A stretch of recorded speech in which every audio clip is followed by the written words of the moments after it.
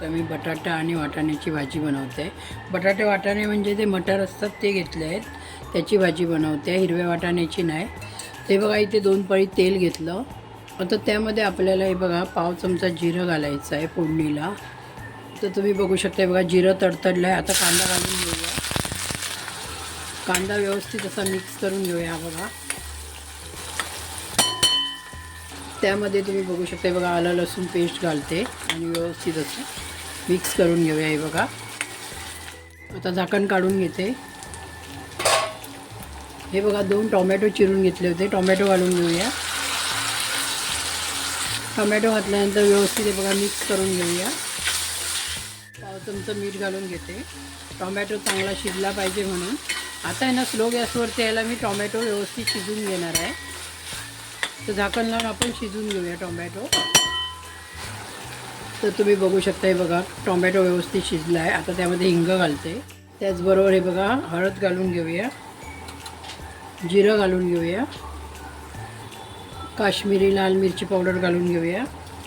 त्याचबरोबर हा बघा मालवणी मसाला, तुम्हाला जेवढं तिखट पाहिजे असेल तेवढा वापर करू शकता. त्याचबरोबर हा बघा गरम मसाला आणि हे बघा व्यवस्थित मिक्स करून घ्या. बघू शकता बघा मसाले तेलामध्ये व्यवस्थित भाजून घ्यायचे आहेत आपल्याला. अशी ना ग्रेव्ही चांगली बनली ना की भाजी चांगली बनते. हे बघा तर या ग्रेव्हीवरती सर्व भाजी असते. तर मी अजून 1 ते 2 मिनटं शिजून घेणार आहे बघा तेलामध्येच असं. आता बघू शकता बघा झाकण काढून दाखवते. हे बघा तेल सुटलं आहे, ग्रेव्ही तयार आहे. आता त्यामध्ये हे बघा बटाटे घालून घेते मी. हे बघा त्याचबरोबर हे बघा वाटाणे पण घालून घेऊया, स्वच्छ धुवून घेतले आहेत. आणि आता हे बघा व्यवस्थित मिक्स करून घेऊया. आता हे बघा व्यवस्थित मिक्स केला. आता 2 मिनटं परत शिजून घेते. आता हे बघा व्यवस्थित मिक्स करून घेऊया.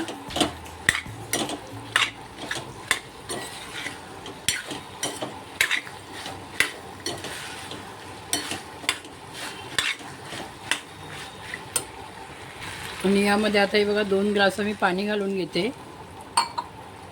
आणि व्यवस्थित शिजून घेते. शिजल्यानंतर दाखवेन मी तुम्हाला.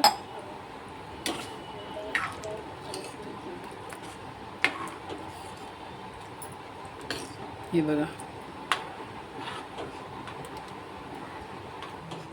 तर तुम्ही बघू शकता. हे बघा भाजी बनवून तयार झाली आहे.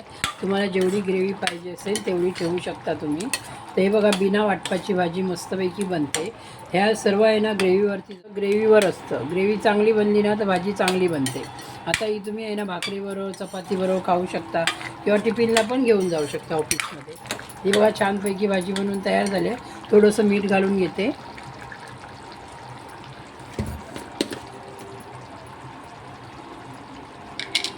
तर आपण नमक शमक डाल देते हे करून घेऊया.